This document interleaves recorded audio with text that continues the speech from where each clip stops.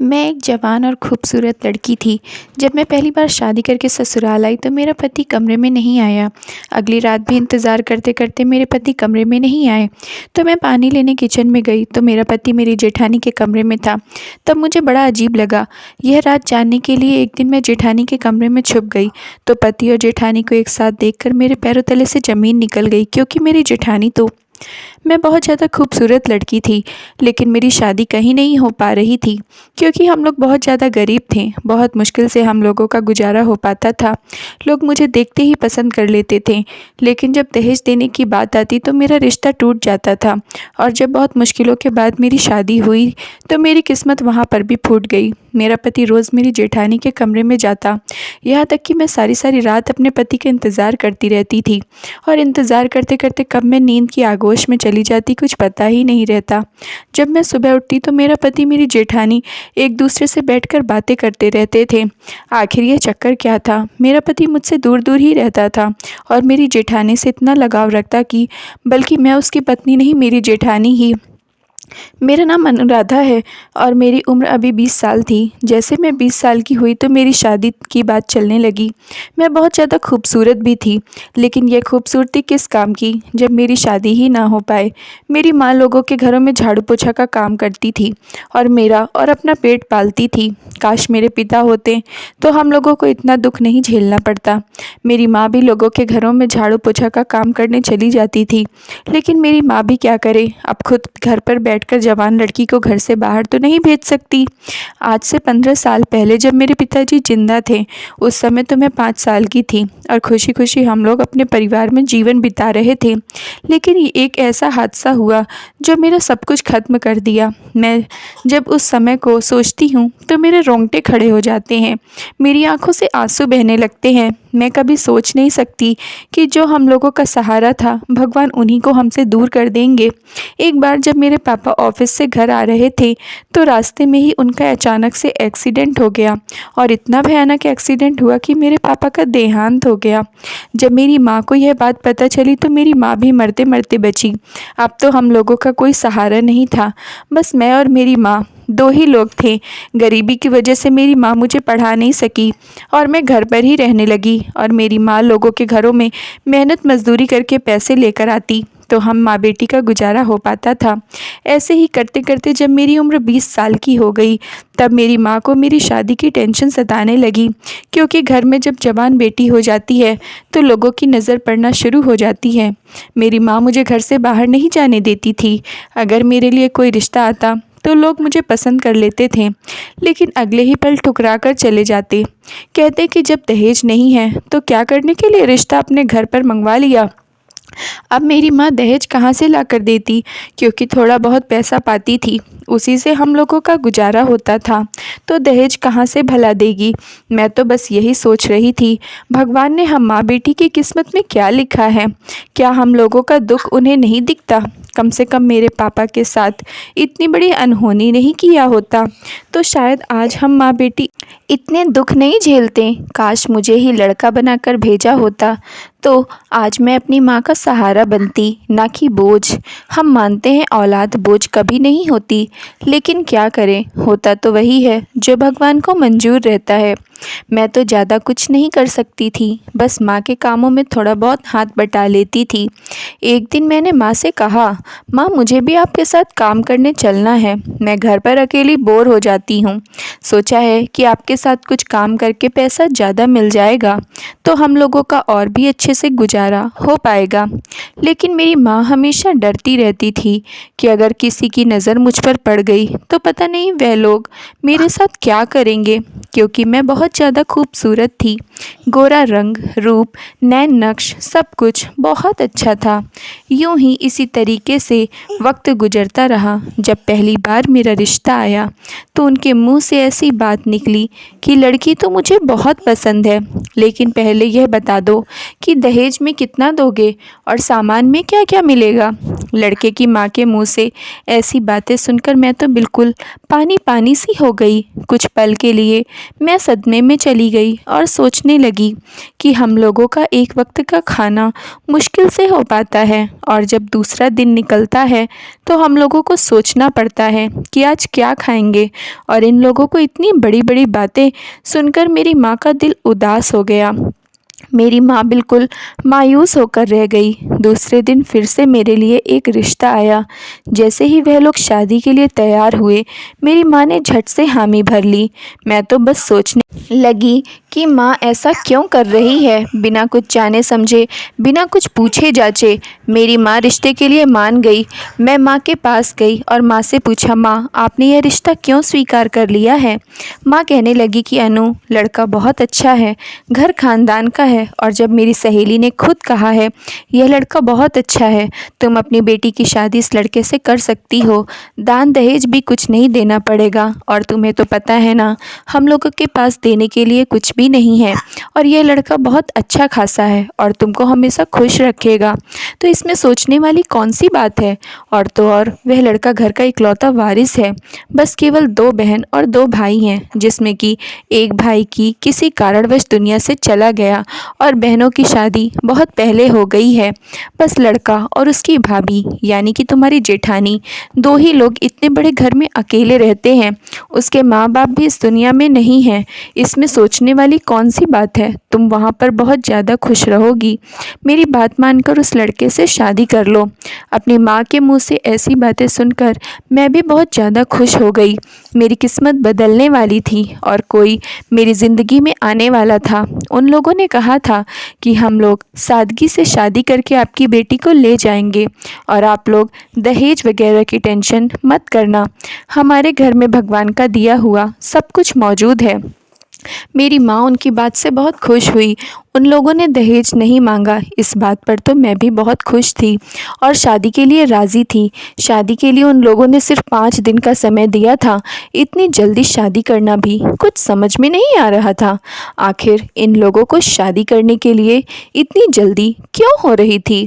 फ़िलहाल जैसे तैसे करके शादी हो गई और मैं उन लोगों के घर पहुंच गई।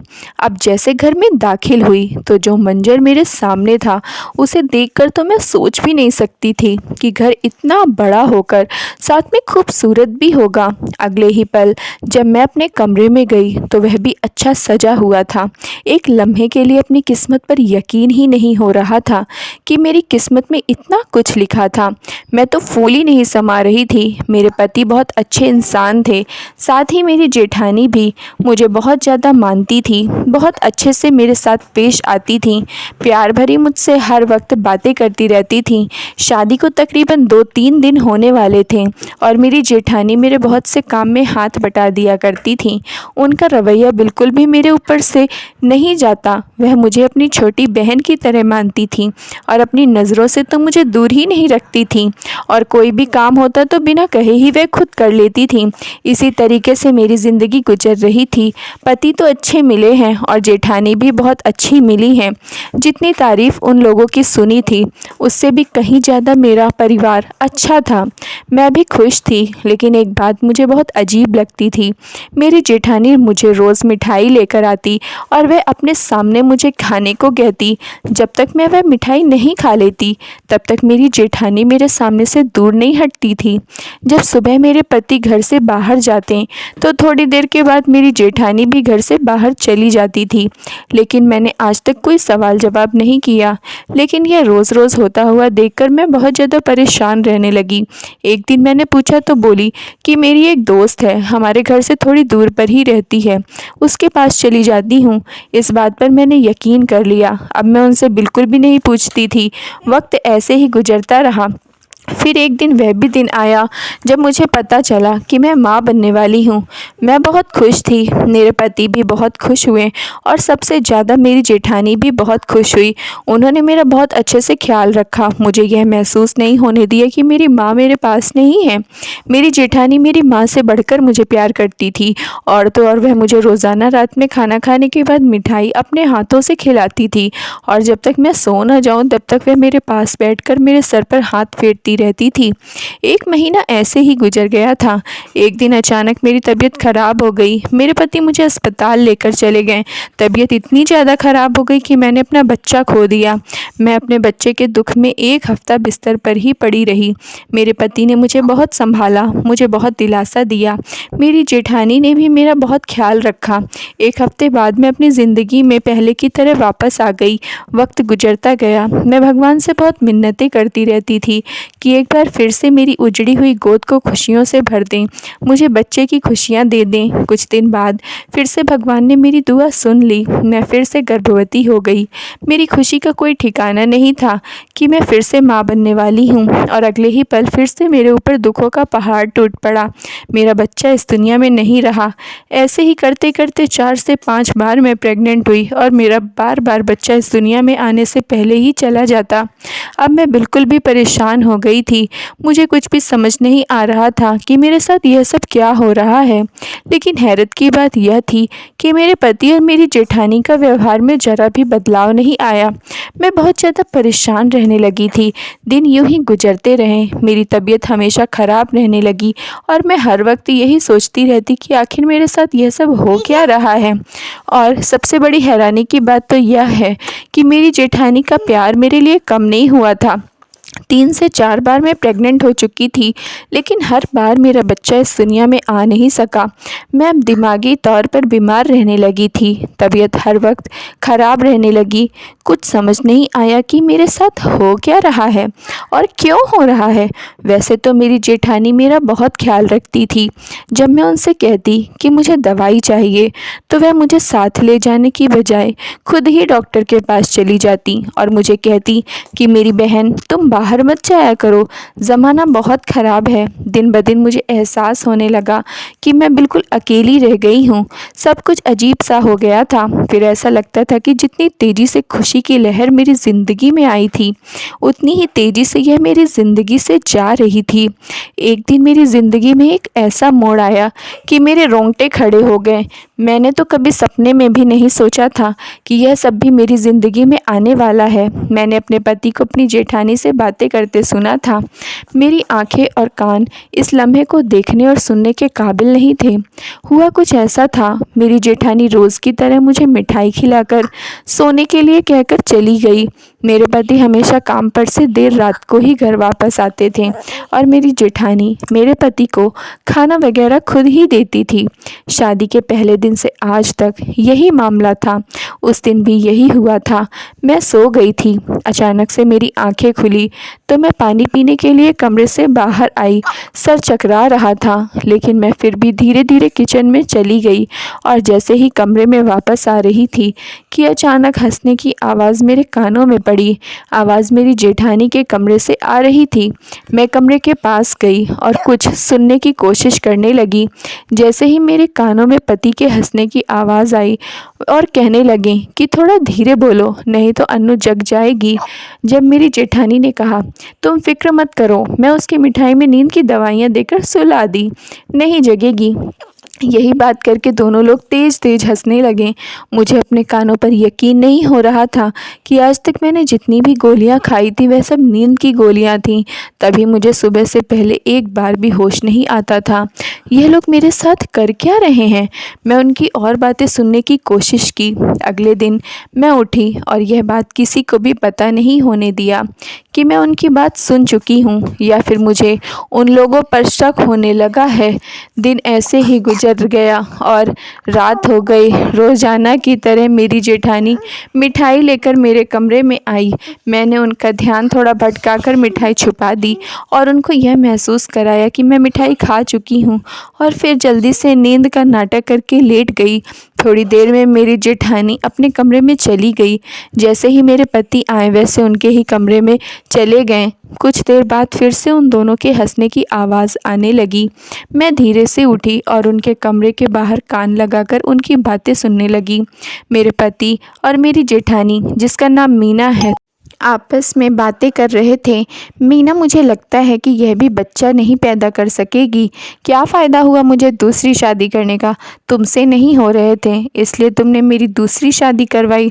अब मैं क्या करूं? मुझे हर हाल में किसी भी तरह बच्चा चाहिए। मीना बोली, मैं अपने पति की एक और शादी करूंगी, देखना वह आपको ज़रूर बच्चा देगी। फिर मेरे पति बोले, तो फिर इस औरत का क्या फ़ायदा? मेरी जेठानी यानी कि मीना बोली, यह तो ऐसे ही मर जाएगी, तुम इसकी चिंता मत करो, मेरे पास इसका भी इलाज है। तो इस बात पर दोनों खूब खिलखिलाकर हंसने लगे। यह सब सुनकर तो मेरे पैरों तले से ज़मीन निकल गई। मैं तो कभी ऐसा नहीं सोचा था कि जिस औरत को मैं अपनी माँ से बढ़कर दर्जा दे रही थी वह तो मेरे पति की पहली बीवी निकली।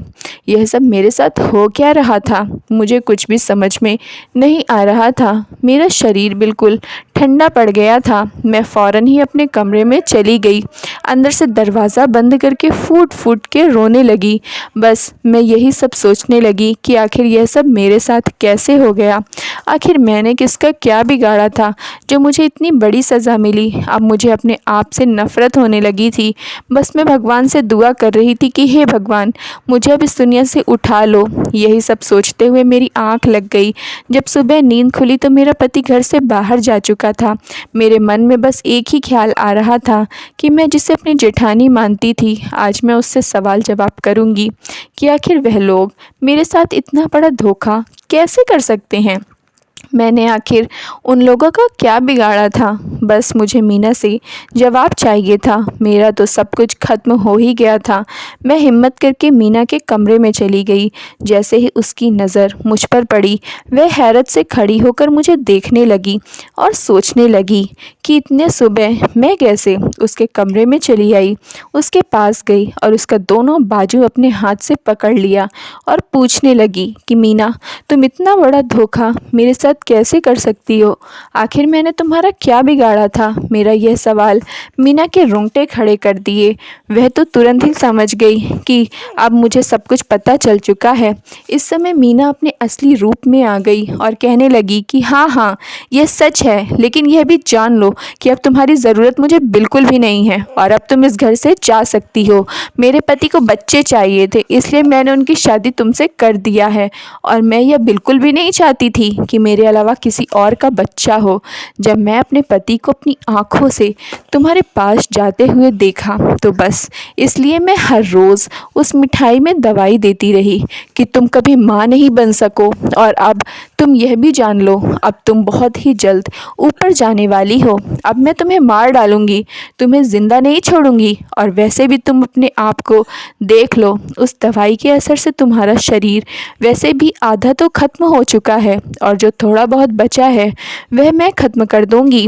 मैं भी गुस्से से उसे पकड़कर झकझोर दिया कि तुम क्या मुझे मौत दोगी? वह तो सब भगवान के हाथ में है। जब जो चाहे जिसके साथ चाहे तब भगवान ही करते हैं।